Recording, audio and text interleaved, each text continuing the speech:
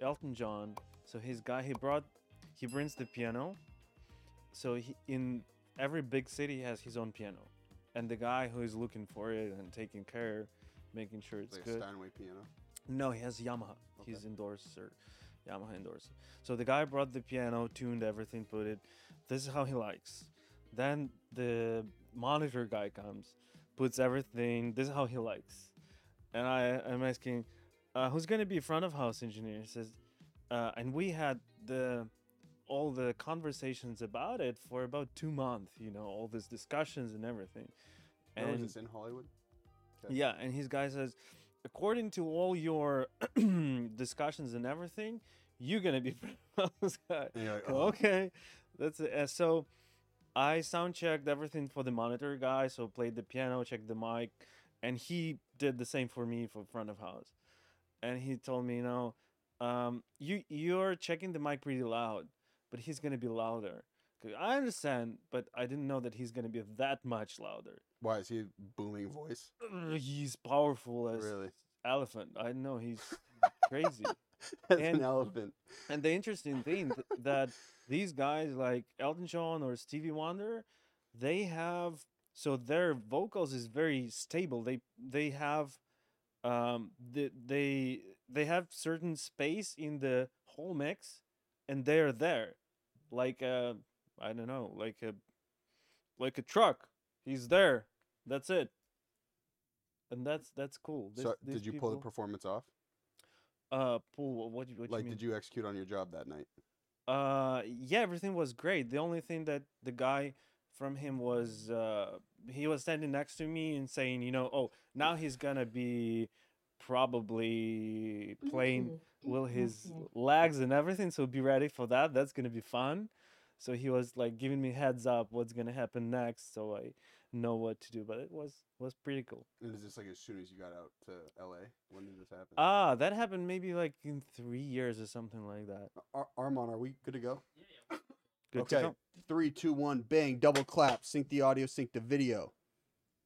We're caught in the simulation. And before I introduce my guest, on my right, camera left, who else is in the building?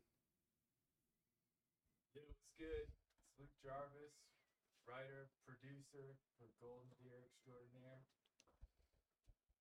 This guy made a movie. Impeccable, Nice to meet you. impeccable guy. Now, Armand, I'm just going to tell you one thing. I believe, based on my research, that our guest was originally an audio engineer. So you better be on your game today, brother. Am I right? Yeah, I am. I'm still. You are. But who's engineering the episode today? I'm Armand Zaidi. I'm the audio engineer for tonight. Nice to meet you. Great guy. And the man who made it happen, who actually got it down on paper. He did, but Kyle Herbert, aspiring producer of music, videos, anything you want, I'll do. Let's go. And a co-worker of our Yes, guest also today. an engineer for live entertainment and corporate events. Now, let's just segue on that real quick again before I introduce our guest. So, I come here from Boston. It's always my goal. I got to get out to Los Angeles, man. I just got to get out there. I just got to get my feet rolling. Got to get the wheels rolling. And so, probably at the time when I was first contacting you and your company, I was probably harassing you guys. Kind of known to do that, man. No Just- one is perfect. That's fine. Well, no, it's actually I kind of like being like that, persistent. You gotta fight for what you want in this life, man. So anyway, I was granted, after seeing our guest 2 to 3 times at a venue in Hollywood, I was granted a chance to produce and be the production manager for an event in Hollywood. And multiple times during this rigorous interview process, our guest asked, "Do you have technical experience? Do you have technical experience?" And I'm like, dude, me? I made a movie. Of course I have technical experience. Mind you, I don't even know how to charge my phone half the time. Okay. So it comes time to execute on said opportunity. Dude, you're going to help manage this event. Now, I've promoted plenty of events. I've operated plenty of events. And I literally had no idea what the company did. Zero clue. He was like, yeah, we might be doing some Oscars party. We've done some stuff with the Grammys. I was like, oh my God, right in the mix. We're going to do it right away. I want to be there. I'm there. I'm in Hollywood. This is all I've ever wanted. So I show up to the event, bougie. You know what I'm saying? There's like 6 different event companies working. Like there's a caterer, then there's a violinist, and then there's also people setting up all this bougie furniture. We're right in Hollywood. And I'm like, damn, I'm really in the mix.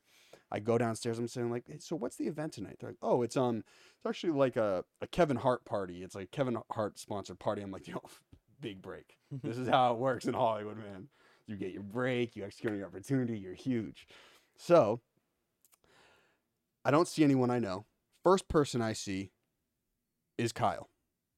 And I was like, hey man, so what are we doing tonight? He goes, oh dude, We're having fun. No, look up in the sky. And I'm looking at these like $100,000 lights. I'm like, what do you mean we're doing that? He's like, yeah, man, we're gonna do those and we're gonna do all the sound. I was like, all right, man, yeah, for sure. I'm watching you. Keep going. So do the lights. I will take a look. So then I find our guest, and I was like, hey man, so what am I doing tonight? I swear to God, the first thing he said is, I need you to calibrate the sound. And I was like, oh, all right, man. So I literally just like walk out. And I'm like, all right. I go up to Kyle. I was like, hey, bro, you know how to calibrate the sound? He was like, he's like, that's not really my job. I was like, yeah, man, I really need your help. He's like, I'm really busy right now. So then I go back to our guest, and I was like, hey, I think someone else is going to take care of the sound. He goes, you don't really know what you're doing, do you? And I was like, no, I do. He goes, okay, then set up this TV stand. When you said that to me, set up the TV stand, I was like, right, game over. Like, we got to talk, man. Because you gave me the pamphlet with all the instructions, and I was like, oh, God. Essentially, the man to my right owns the company who handles all of the production and the lighting at big events downtown. And so what I've been telling people is my first night in Hollywood, I got hired and fired from a Kevin Hart party. Not fired. You were pretty honest in the and that's something that I really appreciate, that you came to me saying, that's something that I really don't know, and I don't want to be on the way, and I don't want to do something wrong and then jeopardize the event because I'm not stressful. I'm not knowing exactly what people are expecting from me. That's way better than. So we had been shadowing you, so you were not left alone. Yeah. We don't really, sometimes we don't really tell that, yeah, we're gonna keep an eye, but that was, so I'm taking people and giving them opportunities to try something that they may be really doing really well, but they don't know that they're capable of. I had a friend, he was the owner of several restaurants, and sometimes he did that. He took the waiter and put him as a manager for the restaurant for a day or for a week, and he had really good results because that person may know a lot about the restaurant, may know a lot about things, how they go, and he may get a really different, better result than the guy who was managing the restaurant for years, So that thing inspired me of taking some people and switching positions, or taking someone who was not doing that before, but person who had done it before has his way, has the idea, has routine, may have some process, but the someone who is new, he can come and get interesting idea. Like I don't know. Let's think about Ringo Starr. Sure. Before we move on, He's not really good drummer, but he had such an interesting ideas that the conventional drummer will never come up with because people don't play this way, and he did. How do I pronounce your last name correctly? Barybin. All right, this is Yurii Barybin. Yeah, we can pretend I'm French. Okay, fine. CEO and founder of 1987 Masters, an audio and visual production company. Correct? Yeah, that's right. And I'm super glad you're here, dude, because I think you got a sick story. And I remember showing up. This is right when all the Ukraine stuff started happening, and it was pretty much a completely Ukrainian workforce. in your company, correct? Yeah, we got a lot of guys are from Ukraine, some from Belarus. I'm not sure. Maybe couple from Russia, but these are normal Russians. These are good Russians. That some of them are fighting for Ukrainian freedom way more than Ukrainians because they cannot live with something that is not right. So you grew up in Kiev, I or no? I moved to Kiev in 2000. I studied and graduated university there. Took different jobs, radio stations, theater, big, huge production company. Went on tours. Started to work with pretty big Ukrainian bands, something like I would say Rolling Stones here. So the band that gathers stadiums all over. And then I did a lot of TV projects with also live bands and everything related to music. So probably the main thing that drived me, guided me, was my love to music. So that was the key point that brought me through all that stuff. And yeah, when thinking how I started, the amplifiers were very heavy at that time. And the speakers, the loudspeakers, were so heavy as crazy. So you had to have maybe 4 to 6 guys to lift it. Now it's easier. We got the lightweight amplifiers. We got digital snakes. We got digital boards. When we use the analog boards, so the board like from you to Kyle, that stuff was so heavy you needed 8 people to set it up. That was crazy. And now it just takes one person mostly, right? One, Were those one and those a half. sticks at the event? 1.5. Those are those sticks at the event, right? Those like stick speakers. Yeah, those are nice speakers. You can set it up by yourself, but yeah, that's nice. Before that, it was different. You needed when you go on tour, you have a full crazy big large truck of sound, another truck of lights, a smaller truck of backline. But yeah, this is how you go on tour. Now, before you even get into audio stuff, just based on what you've seen, like an average American upbringing is like, how would you compare a Ukrainian upbringing?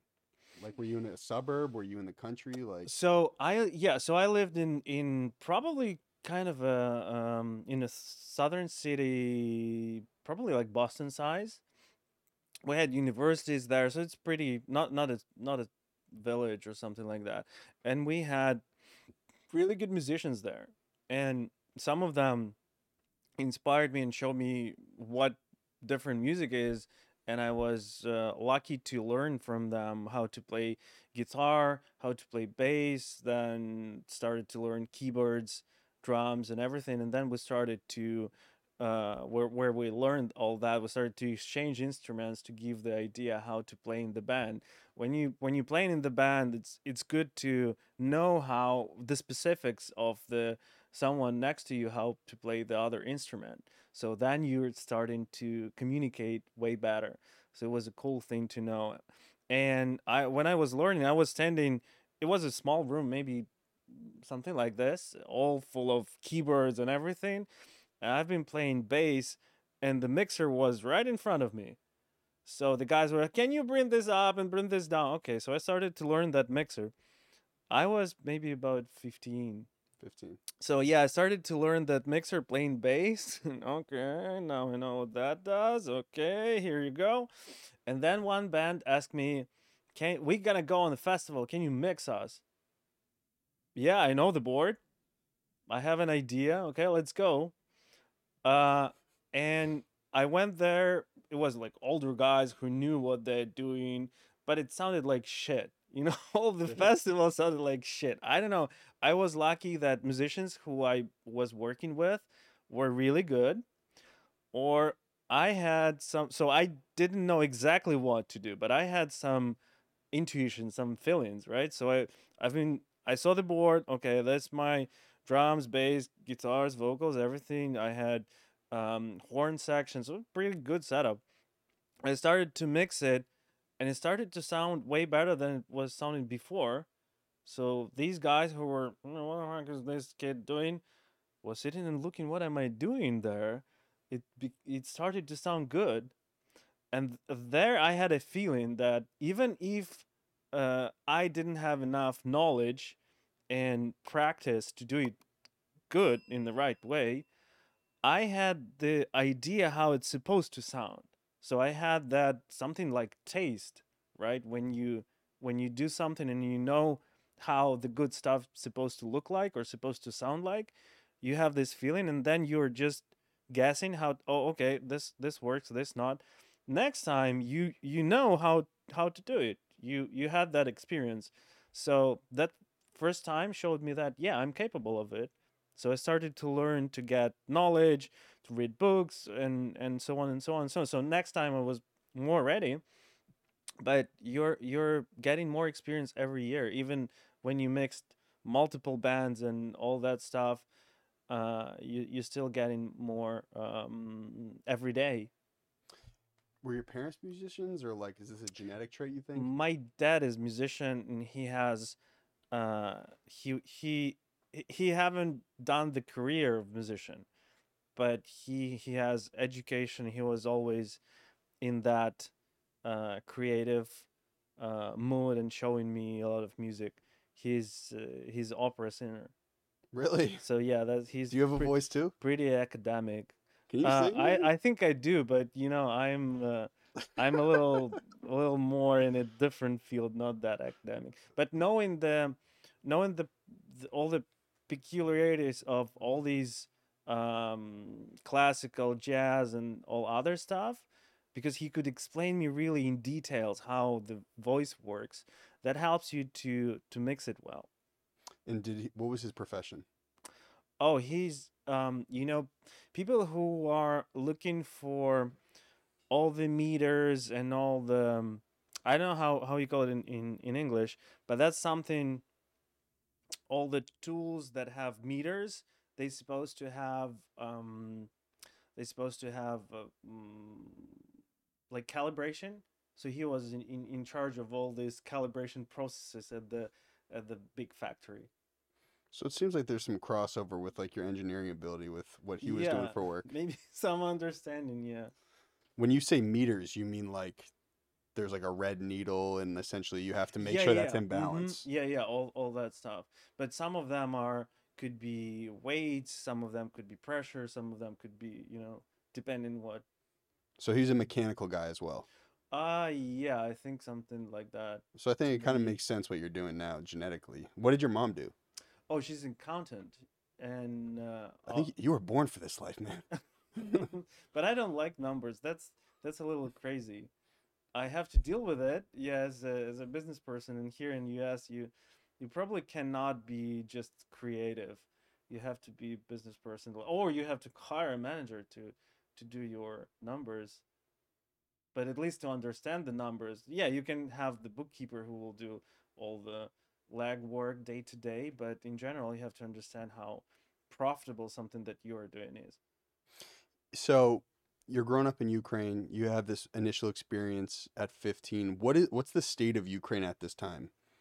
Oh, now it's a little crazy because we are at war. No, no, no, no. At when you were 15. When I was 15. Yeah. Oh, that was a fun time because that was 90s.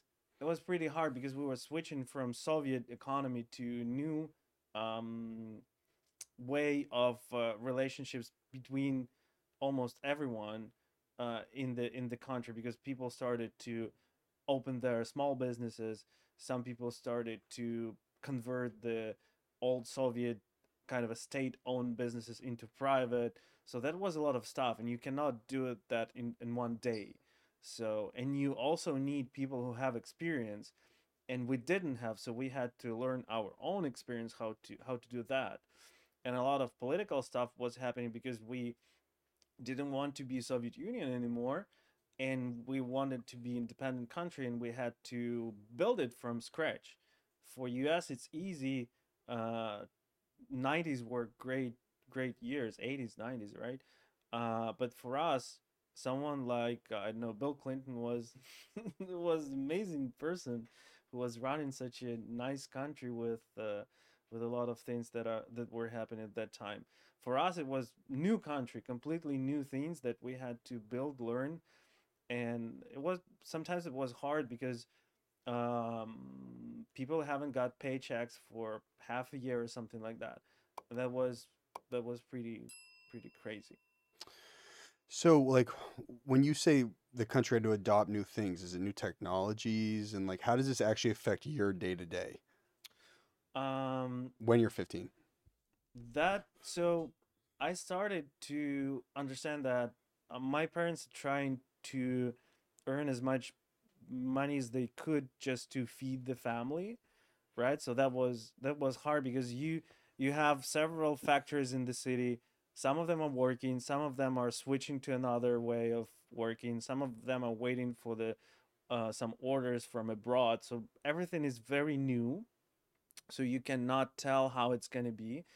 And there's not too many places where you can earn money.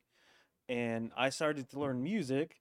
And to learn music, you need to listen to music, you need music instrument, and so on and so on, right? So I desperately wanted to buy a guitar or a bass or something that I can play. And I wanted to buy records to listen to music to get more in it. So I understood that my parents probably are too overwhelmed with just getting food and clothes and all that stuff. So it's not really a good idea to ask for money. So I started to find the ways how I can earn money. You're hustling. Yeah. So I started to help some people to load unload their stuff at the market. I lived maybe a couple blocks from the market. So, okay, I got that. I can get up early, help them to load unload. I'm done. Then I go to school. Then, when the school is done, the market is done. So I can help them to load everything back. Deload. So I did that. I got some money. Then I understood, okay, I have some money to buy some records, to buy some stuff. And these people who I worked for, they started to ask me, "Do I want to do something more?" I said, "Yeah, why not?" So during the some school vacations, I could do some stuff for them, helping a lot more. So I started to get some money. Then I got some the keyboard, and we started to create some beats and sell it to people who needed it. So that was fun. So, do you think your work ethic is genetic? Do you think it's a Ukrainian thing? Because I think that's the first thing I noticed when I came the first time I shadowed you guys. I was like, yo, these people are like out here working on demon mode. No one's So, complaining. Everyone's doing their job. so the main thing with the idea of work is in Ukraine was it was never the same day as it was before. So you couldn't think about, oh, I found the way how to earn money and I can do it all my life. No way. In a month or something, situation could change. Something could be really different. So the main thing that you start to understand early that you have to be flexible. When you're flexible, it's easy to adapt to any situation. So here what you saw, event business, that always something is changing, and if you're ready for these changes, you're doing good. And some of our clients, they really like that we can adapt really quick, and we can change, let's say, 15 minutes before doors. When someone tells you, oh, can this TV fly, probably a lot of people will say no, it's too close to doors. In certain things we can say, yeah, there is an idea, give us a minute, we'll try something. I think it's the most important characteristic of a well functioning event is your ability to pivot. Because think of all the crazy shit you deal with on a daily basis at any event. You just have to be ready for the chaos. Yeah, or you have to give the client several ideas how you can make it work, and they can decide. You can actually, you can say, yeah, it won't fly, but I have the idea how we can put it here, here, here. Do you like it? So that's another way to make it work. You find it the solutions for something that other people don't see, because you are kind of a translator. Because you have a client who says, okay, I want something like that, and you need to translate this information to your crew that have engineering way of thinking, because to engineer you have to take this pipe, do that, Mm-hmm. or uh, that's the idea. You can use these tools and make it work. So I'm a kind of a translator, because knowing the language of the client, knowing the language of the engineer, you can put it together. The same way with musicians. Musicians don't know how much compression you're going to put on the bass, or they cannot tell you, but they will tell you, oh, I want the bass to be more stronger, or I want the drums to be more punchy, right? So then you can either do it or translate it to your engineer. Okay, apply compression here, do it this way. So that's the kind of translator So when you reflect job. on like those days you go into the market, unloading whatever supplies they have, going to school, hustling, do you think that just being in the environment in Ukraine at the time made the American capitalist society very suitable for you? Like you already had the skill set ingrained in the tangibles, or You know what makes it, when you have a dream or you have big idea, this is what drives you. So you see the how it is right now, and you understand that you don't want that. You have this experience, right? So you started to work early, you got some money, you invested money in something that made it better, right? But you're not dreaming about um investing money in something, right? You're dreaming about something way bigger. So I had a dream when I was maybe 17, 18. I was standing in the crowd in the festival and looking at the huge stage and good musicians there. I've been thinking, okay, probably it's very cool to work in such a big company that does this festival. I've been working in this company in 3 years. In this company, this particular. I the didn't one know at the the festival? name. I didn't know anything about them, That's crazy. and that was something that showed. Then I started to think about, probably that was something like a hint from life that, man, you can do it, and that could happen way faster than you think. And then that was something like a dream that was leading me, right? I haven't been thinking, oh, I want to work in the Pratata LLC company. No, it was some kind of a big idea that I want to do music festivals, working in a big company, working with these musicians, doing something really big, interesting, and and I will have a lot of fun. A lot of it will be pleasure for me to do that, right? So When that that did you that have was the the intuition? Sorry to cut you off. With that being said, when did you have the intuition I want to come to California? Was that at the same time Oh, or that was interesting, because when you move from a smaller city to a bigger city, you understand that, oh, wait, the limits that I had in that small city are not with me anymore. I have something that has totally different capacity, right? And you start doing the stuff there and just say, oh, here I can do that, I can do this. These people are interested in totally different networking projects. Everything is bigger, everything is more interesting. And then you get into the limit where you understand, here you go. That's the sky over here. I cannot go further, but I have a lot of ideas and I cannot use them here. Okay, I'm gonna what about neighborhoods? So I got Europe, I got all these countries. What can I do there? What's going on? Like language, okay, language, they understand English, that's good. People, artists, musicians, what's going on? And then I got here in 2011 to study at college, and I got in LA, and I understood there's no limits here. Come on.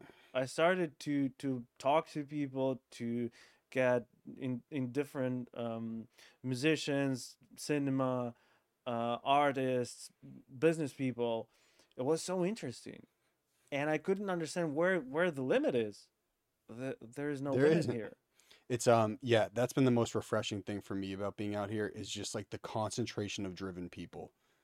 It's like nowhere else on the planet. And probably they have the same feeling. There's no limit. That's why they come in here, collaborate, do something big, nice, interesting, and they live here, or they just come and go. So you do the festival with those guys, whatever, 15, you're doing the festivals in the company. At some point, you did all the audio engineering for the dude who did the Maya He song, right? Or the lead singer? Yeah. So that part was interesting because I learned at college in 2011. Then 2015, I got back to Ukraine, and his studio guy. So the band name was Ozone, and the guy name is Dan Balan. Dan Balan. Yeah, he's from Moldova. That's a tiny country between Ukraine and Romania. So his dream was uh, that his music video was shown on MTV in probably in the end of 90s. MTV in Ukraine and all our countries, that was something unbelievable. So he was a guy from Moldova thinking about, I want my song to be on MTV. And that happened. That happened, and he became extremely popular. And then he started his solo career. Then he collaborated with Rihanna on that song with Ti. She took this part, and he was nominated for Grammys. They almost won Grammys with that song. Was that Live Your Life? Yeah, Okay. yeah. And he told me, I met Rihanna in the restaurant in New York. So he didn't know her before. So everything started randomly. He was sitting in New York in a restaurant, and she walked in and she looked at him, and he said, I had something like a magic, like two creative people saw each other. That's something interesting. And then he did a song with her. So that was very inspiring for me too, because he said the story that I told him how I got here. That was very similar to something that he was dreaming about MTV, and the guy from the musician from Moldova became worldwide known. I was going to say, like, that was probably such a formative experience for you, like being around someone that successful and understanding how they got there. Yeah, and you have a feeling that this person is he's extraordinary. You have this feeling when he performs, when he walks in the room, he has charisma. That's a pretty interesting thing. And working with these people, it gives you also a lot of experience, a lot of inspiration, a lot of everything. How have you maintained such a positive mindset? I think that's like one of Uh, I read a lot of books when probably I was like 13, 14. I got a lot of interesting books about give me some examples. it's a Russian book. I cannot tell you exactly. Uh but what you probably know is Carlos Castaneda, right? You will know about that. I'm gonna be These honest, you're not a big reader, man. Oh, okay. Never really loved books. So so that's probably different philosophies that they are from Siberia, from Mexico, from Tibet or China, or some of them are from Japan. And when you read all these books, they were written in different times, so they cannot just read and copy each other. You understand that these people are in different parts of the world, and they came up to probably very similar conclusions, that the mindset, if you are positive, if you are doing everything with pleasure, that gives you a lot of energy, a lot of drive. And if you're doing the things that help other people, that comes back. So helping other people, you're helping yourself. Being positive to other people brings it back. Other people are also positive to you. And even if something happens that is really hard, and you think about it, oh, how that could happen to me? I'm a really good person. What the hell is going on?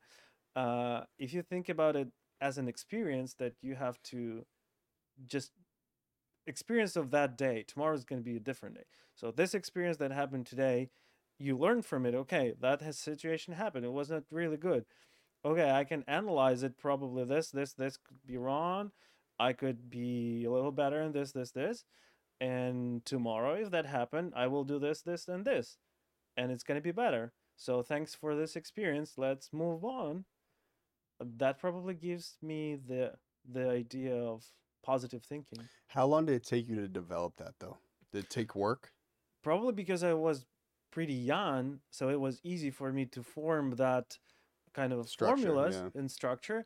The only thing being with some time, it gets more sophisticated. You kind of you see, oh, I didn't have small puzzle. I tried to find this answer for some time, and now I got it. I got it from situation that was yesterday, and you put this puzzles into your system, and then you have the whole picture. And then at certain point you see, oh, my picture was this, but now I see that picture is bigger. Okay, then you see, it's like that. And then you turn, oh hell, it's a lighting designer. Okay, I want to learn that too.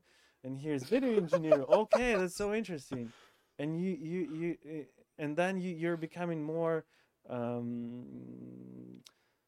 You're absorbing more. absorbing, yeah. And you see a lot of different colors, or a lot of different colors of life.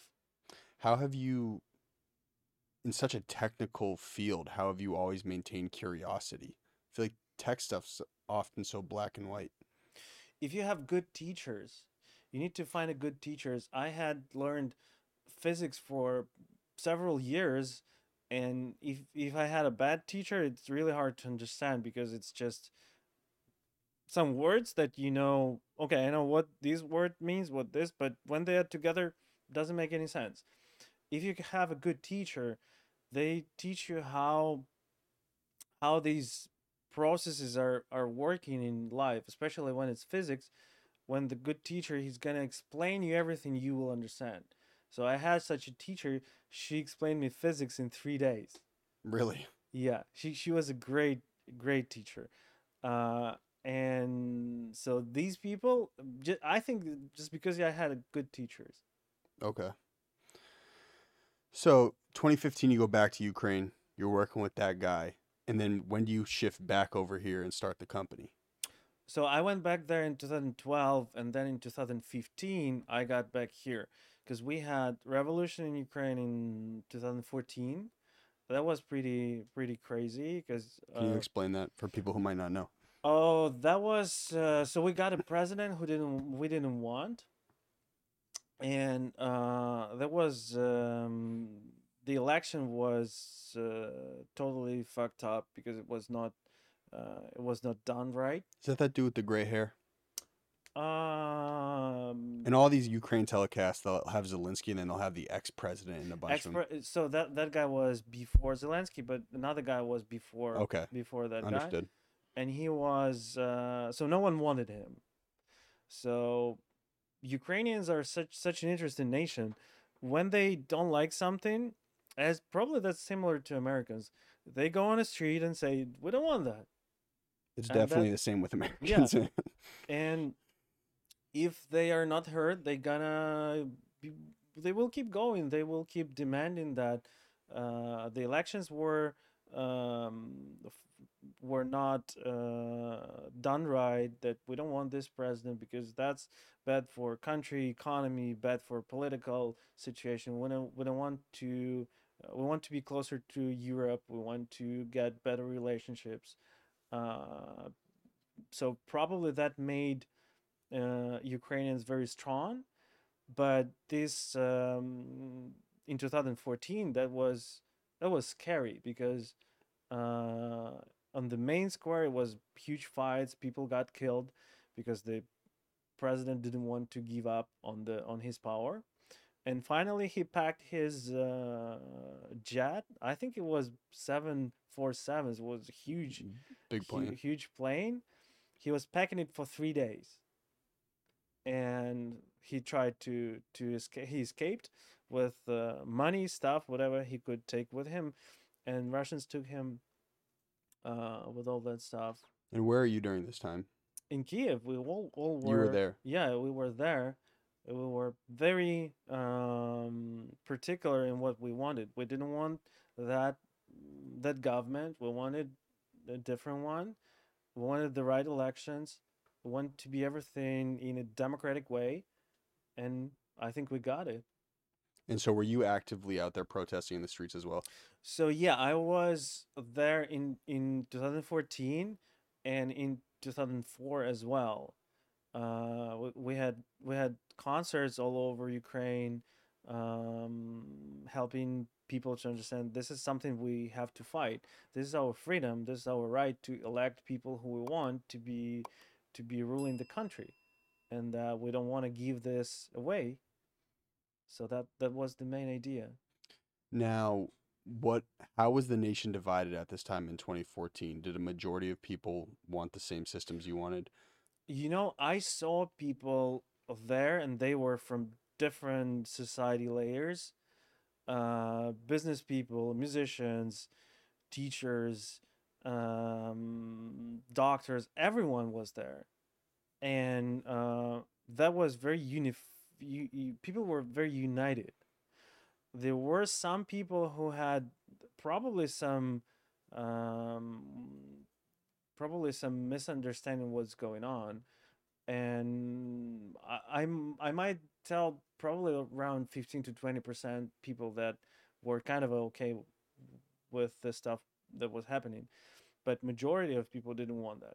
And what were these protests like? Were they violent? Were they peaceful? So they started very peacefully when most of the participants were students. They went to the main square, Maidan, and they said we. So what happened? We're supposed to sign some documents with the European Union that we're gonna be In the one EU? of the members soon, like in 20 years. But and that was promised by the government that yeah, we're gonna go this direction. Everyone likes it. We're gonna go there, and they changed their mind in one day. No, no, no, we're not gonna do that. We're gonna go here with Russians. I go, no, no, no, no, no. Wait, we had been waiting for that. We had been hoping for that. That Soviet Union is far way behind. We don't want that. We want to go there. So students started that. Then people started to gather more and more and more, and they just sent police there to fight the peaceful people, and that was very cruel. It was not like protests here. It was very violent from police side. And were you actually on the street for No, this? no, I was not there, but we were there when we understood that more of us will be there, less chances for police to get people into jails or something like that. So people started to gather after that, but the first days that caused all that was Got it. pretty violent from police side to the students. And then once you had the extra influx of people, were police less violent? Uh, you know, we at certain point they got almost like 500 people over there at the square, and people had been coming from different cities. It's not just capital Kiev. It was people from different cities. They put the tents there. They put the some people who needed help, food, whatever. People started to gather food and any help that could keep that going, and that was for a couple weeks, and then they started to shoot people over there. That was crazy, and people were not afraid. They started to fight back. They started with stones they could find on the ground. They started to make um, the wood sticks, and without that, and then the weapons also started to come after you understand that the police is shooting. In couple days they started to get some weapons. Well, it sounds similar to how, at least at the initial stages of the Russian invasion, Ukrainian people unified. Because I remember seeing videos. I mean, this is all CNN, so I could be Hmm. wrong, but I remember seeing videos of just like thousands of people making Molotov cocktails. Yeah, Molotov cocktails, that's something that also helped to fight, because otherwise you don't have anything, right? So this is something that helps you at least to get these less damages, because these guys, these students, and whoever was fighting, they first of them. So uh we got 100, the first 100 who died. That's the We have monuments for them. We have museums for them right now. So people are very thankful for these people who started to fight for freedom, started to fight, and who died there. How do you like? How are you feeling at this time when this happens? At this time right now, that's Not today, 2014. about 2014. Yeah. Uh, that's the evolution of our country. That's the price of independency, the price of freedom. It's a big price because people paid their lives. Some people paid their lives for that, and they should be honored, and their families should be honored, and they always should remember that their family members did a lot for Ukraine, and looks like that's probably something good, something really good that is in future, could cost a lot, and it's unfortunate that it costs life to some people. That's really bad. But what we can say, we can only thank them, thank forever. How like how are you you're a younger guy at this time. How are you feeling? Like are you just unsure about your own future? Are you like I got to get back to the States? At that point, you understand that when your country is in this position where a lot of things are changing, you have revolution, then something's gonna happen, you're not certain. Probably festivals, music, and all that, concerts, this is the last thing that's gonna happen. And if that's something that you're doing, that's part of your life, your job, so you're thinking, okay, probably I have to move somewhere and find the other opportunities somewhere else. And the main thing that now we all know that war is happening, and a lot of musicians are trying to do concerts not in Ukraine, somewhere else, to earn money, and they feel a little guilty that they are not in the country. I had maybe 5 or 6 people who I talked to, and I told them, guys, you are musician, you create music, you write songs, right? So what you can do, you can sing your songs either back there in Ukraine for our soldiers, either somewhere here in US to get some money and send this money back to your families, to soldiers, to anyone who needs that help. This is how you can help. Don't think about that you have to take a weapon and go fight. After you're gonna fight, will you be able to write a song? Maybe not. After you're gonna be there where people kill each other and you're gonna see that, your your your your brain could be infected after that of what you have seen. PTSD. Yeah, and you won't be able to write that song anymore because you will have these memories, Did you right? feel an initial guilt when the invasion happened at first? Yeah, yeah. You always think it's not like a guilt. That's something. Am I doing enough to help? Am I right now? What else can I do? Can I send money? Can I send more money? Can I think about buying something and sending it to my families, to neighbors, to people who are in the first row of the fights? Yeah, these questions you always ask yourself. I think so I had a congresswoman on the podcast like 2 years ago, and I was like who can make a bigger impact on people, entrepreneurs or politicians? And so this is a woman in Congress. Mhm. She was like absolutely entrepreneurs.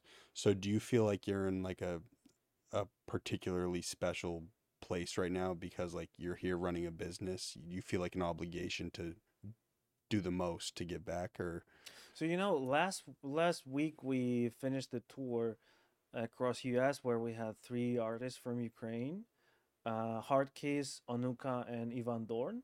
So these 3 guys are pretty popular. They're big stars Ukraine and all our neighborhood countries, and they went on to charity tour where we gathered money and sent it to our army, to our country, to whoever needed money. We sent it there, and that was good because this is something that all of us can do. We can do a concert or festival. People can come to the concert and just pay for the ticket. Someone can create something, sell it, and donate these money to help a little bit. So I think not just politicians or entrepreneurs. Everyone can do something. If you're thinking, "Oh, I am not that big, I cannot do anything," this is wrong. Everyone can do it. Just sending, a couple dollars may do a huge impact on something. But you have to understand that you're doing it because you're such a good person and you want to help. So if you want to help, and if you're gonna do it with good heart, good feelings, it's gonna help. How have you been able to compartmentalize the fact that like you have family and friends that are in a war-ridden country right now, and then also build your business and do your day to day? Like, how do you do that? That's hard because you are reading news almost half of the night and in the morning because the time difference. If something happens, you want to call your friends or families, and that's a little hard because you're not sleeping enough, and during the day it's good that it's night there, so not that much stuff happening. So you can work, but then you come back home in the evening, read all these news again, trying to call, is everyone safe? And then yeah, everyone's safe. Okay, that's good. Who's Then you over can there sleep. right now? Is your My dad, my mom's family, my grandmother, and a lot of friends, a lot of musicians, a lot of people who I work with. Most of them don't want to leave the country. That's sometimes it's psychologically that's hard to be there, and they say no, that's our country. We're gonna be here. It's hard. We don't feel safe, but we feel that we have to be here. We have to if something happens, we're ready to defend our land, our country, our homes, our kids. I don't know how you'd be able to operate a company on a day-to-day basis. Like if I in my head right now, if like my dad was like, "Yeah, an army might invade my town right now," Hmm. I couldn't even focus on anything else. Like You it's have pretty to amazing. You you can have to switch. You have to have this switch that, okay, I'm switching off the news and all that part. I'm focusing on the business day-to-day thing, and then you come back home, you switch back, because otherwise it's impossible, because that impacts. So you're doing a fun party, and that's, I know that's some. So for the client that is having an event, for them it doesn't matter what problems do you have back home, right? And it doesn't matter, you had a quarrel with your wife, or you have something going on in your country like war. For them it doesn't matter, so you have to switch, so this your personal thing doesn't impact on the event, because an event should be perfect. You have only one time, the event is happening now, that's like a live TV, you're on air. That's the same for this event. It happens once, you done it perfectly, client is happy, then you can switch back to your thing. So has work almost been an escape for you? Not an escape, it's like a switch. You're When you switch, and you have a little bit of you can get some rest working. You're getting some rest from your stuff. So right now, just based on the conversations you have with your friends back home, your family, what do Ukrainians want right now besides obviously Russia leaving entirely? uh Probably Russians leaving, that's the main thing. And then afterwards, like what would be the most beneficial outcome? mm, on the long run, I think that Ukrainians will want some, because part of the country is totally destroyed, so and someone has to pay for it. I don't know what's the mechanism of that will be, but probably Ukrainians will want that Russians will pay for that damage, and I think they damaged the world economy by that. You can let's think about what country is now not in impacted by that war. All the countries got the gas and oil prices skyrocket, right? So almost every country is impacted because of that, and that's not good thing for all the world. So I think the world shouldn't allow that these things happen. This should be punitive. I think that so a lot of organizations in the world were created for not something like Nazi regime happen again, right?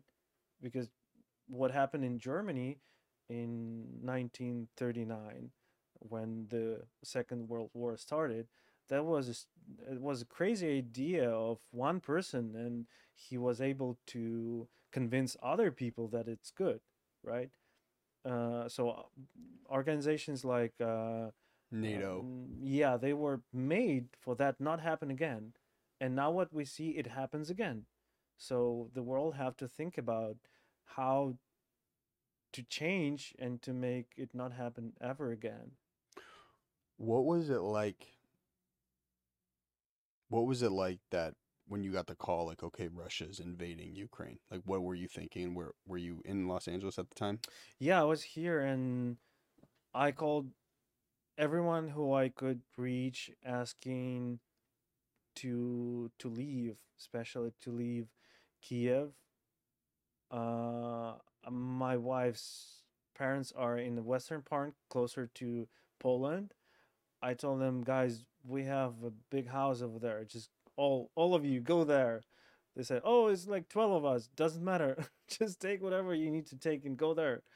It was hard to convince people because they didn't want to go. They wanted to fight for their homes.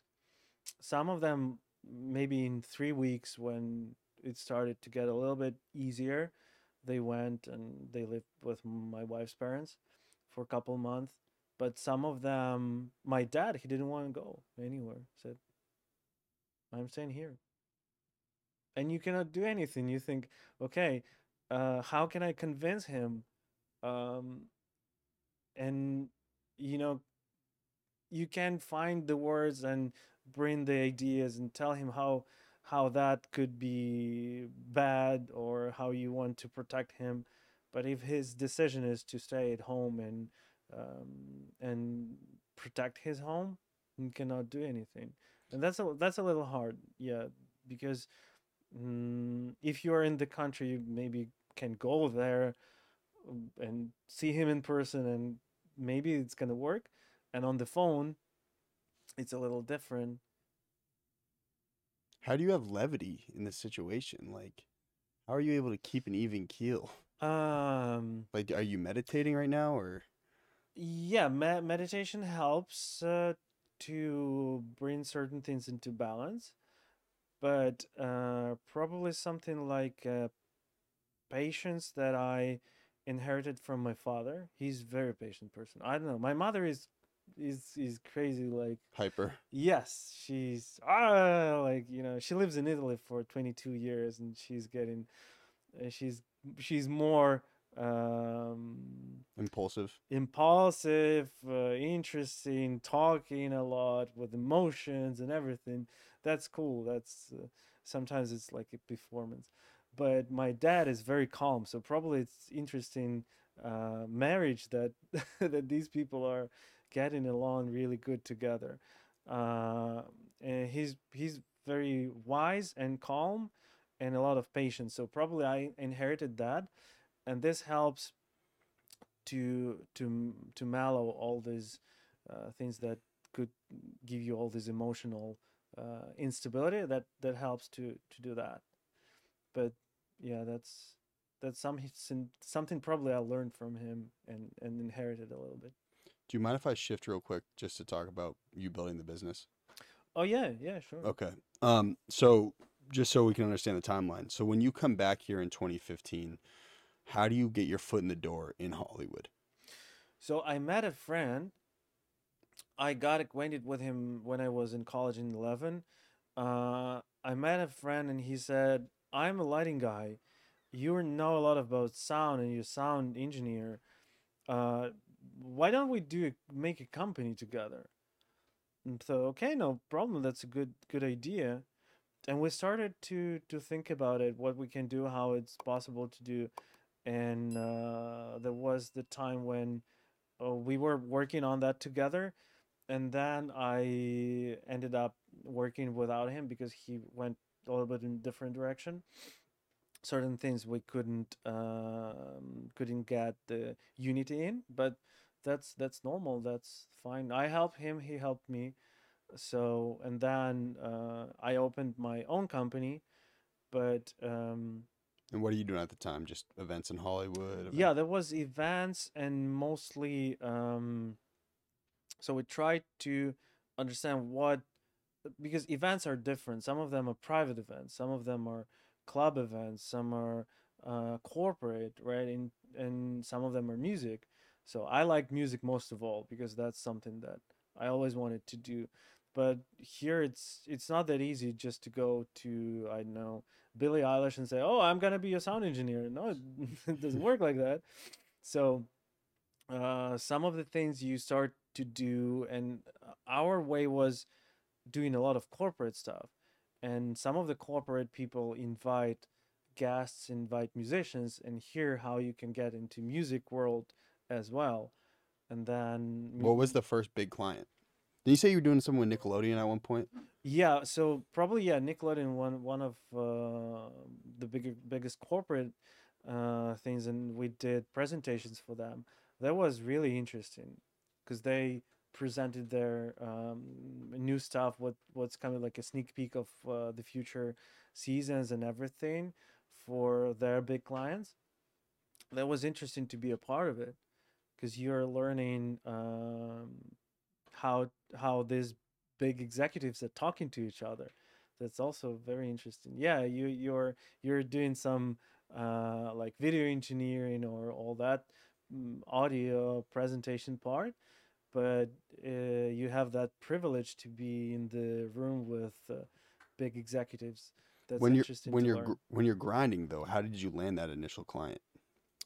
That was also with some some of my colleagues and partners who work here for a long time, and they got some clients, and we so I have a partner who is doing the um, most of the client talking stuff and getting the new clients and networking. And at that time I was doing the production part, getting everything ready and hiring crew and doing pre-production, writer communication with bands and everything. So that was interesting to know all the aspect of the event, and then it was easier to get the own clients who I can bring from for my company. Well, I could just imagine coming over here, like your English was obviously probably not as strong as it is now. So I learned British, and British? that was What do you mean interesting. British? Yeah, because You had a British accent?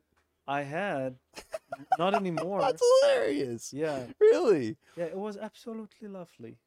That's how you adopted English. Yeah, so and it was interesting for accents. It's very interesting part of any language, and knowing. I know a guy who knows 185 accents, English accents, Really? and he's working with. They teach actors how to talk when they are playing. A dialect coach. Yeah, Okay. that's so interesting. So when you came here, you were speaking in a British accent. Not that crazy, but yeah, it was, and it was a little bit hard because your tongue and your mouth is still trying to do British, but your brain is trying to do American. It was some confusions. It was fun. Holy shit, that should be your next sketch idea, Lee. Armand, are we doing okay on time? You got like 5 more minutes. Okay, cool. All right, so you just kind of start like getting in the mix. It seems like you were networking, executing on every event. Then where do things like really grow for you? Because COVID, I'm sure, was a big punch in the face. That was yes, but also, as you know, that we are flexible. We're trying to adapt to the situations, and we started to do more filming because we have a department that does broadcast with cameras with all that stuff. So we started to do some interviews, some podcasts, some of that during COVID, and we started to use a green screen, this type of events. We did several corporate meetings that had everything was on the green screen, but we had a DJ in our warehouse, and all the employees of the company, they were in New York, so that was fun. You know, you have a host in LA, you have a DJ in LA, CEO in New York, all the employees in New York, but everyone is in front of their computers, but they're having fun, they're dancing, they have a nice corporate holiday party. And that was interesting. When you talk to your family in Ukraine, are they like, our boy Yuri made it? He made it. I think so. Yeah, I think they're thinking this way. But when if you're gonna ask me, I will tell you that I'm thinking it's not enough. That I have a lot of things that I have to do. A lot of bigger projects. A lot of things that I'm thinking and planning. Because there's never the end. That's about also the sport people of sports. You know, when the coach is training the, let's say, the runner, he's not standing on the finish line. Usually they're standing after finish line, because the person who is crossing the finish line has to understand that there is something after it. So that's why the coach is standing after the finish line, and it gives you the idea that after I'm done, I have the next project. I have the next idea. I have the next uh, goal that I want to get. I'm also sure your appetite has changed completely in terms of what you think's feasible because you're around all these like super wealthy, successful people all the time, and you're executing like that. Your dreams and your ideas must have changed a lot over the past 2 years than they did in 2012. The dreams, ideas, and I think it's not change. That's just having this the scale changes. You have still the idea to doing interesting music projects or interesting movie projects, something like that, and you have just the scales is becoming bigger, and speed is different. You can So execute everything, faster. yeah, everything is getting faster, and knowing that time is not is something that you cannot change. You're trying to fit as much as possible in the time frame that you have. You want to, when you were 20, you can, I have a lot of time for that. Then no, you understand that, okay, I want to get these things faster. I want to do that. A lot of things are interesting. I want to participate in. We're gonna have to wrap up, but just for like an average person who may consume the content, how could they actually help Ukraine or whatever? And like, Uh, how do they actually know where their money's going? I think that's most people are on the fence about that. They're like, I'd love to send money, but I don't know where the fuck it's going. that's probably something that you have to check on, right? So when you probably send money to funds, I'm not sure if all the funds are doing the right thing and are trustful. What we are trying to send people, let's say, I know that the animals in that zoo that is in Kiev, they don't have food, right? So I'm just buying the ticket, the online ticket for that zoo. So I know exactly that this zoo will get the money. Good idea. Yeah, if I see that, okay, this business needs something. These guys are selling, I don't know, coffee, so I'm just buying coffee online, and they're getting money. More specifically, are there Ukrainian-based businesses in Los Angeles people could just go? Is there a Ukrainian restaurant around here you like? No, not really. But I Really? hope it's gonna be one. That's your next here business soon. idea, man. I had that idea. I'm too time consuming in the events business. But restaurant, I like to cook. That's good. There's thing. no Ukrainian restaurant in all of Los Angeles. There is one in New York, but no in Bro. LA. Yeah, we have to do. I got my next business idea. Okay. I have an adopted cousin from Ukraine. Okay. I'm gonna say, hey, I'll hire you. Now bring you me have over. to cook. Yeah, you got to learn something, even though you've lived in the U.S. your whole life. Thank you very much for this, man. I appreciate it. Hope you had a good time. Yeah, I had really good time. Thanks for having me here. For Thanks sure, a lot. man. This is how we start and end the episodes for post-production and pre-production. So I'm going to say it once. I feel like you're going to execute on it. But again, I'm only going to say it once, so listen very closely. You're a stoic man. I know you're going to absorb this information. So you got to say, hi, your name, and this is my golden hour. So your name would be Yurii. Okay. Directly after, no break, hi, your name, and that was my golden hour. Okay. And you can slate towards the camera. Okay. Hi, my name is Yurii Barybin. This is my golden hour. That was Yurii Barybin. That was my golden hour. No. You did not get it, Yurii. What? So it's hi. It was fun? Hi, I'm Yurii. This is my golden hour. Okay. Hi, I'm Yurii. That was my golden hour. Okay. Hi again? Why did you Yes. say hi It's again? pre-production, post-production here, man. Just let me take care of Okay. the edit, brother. Okay.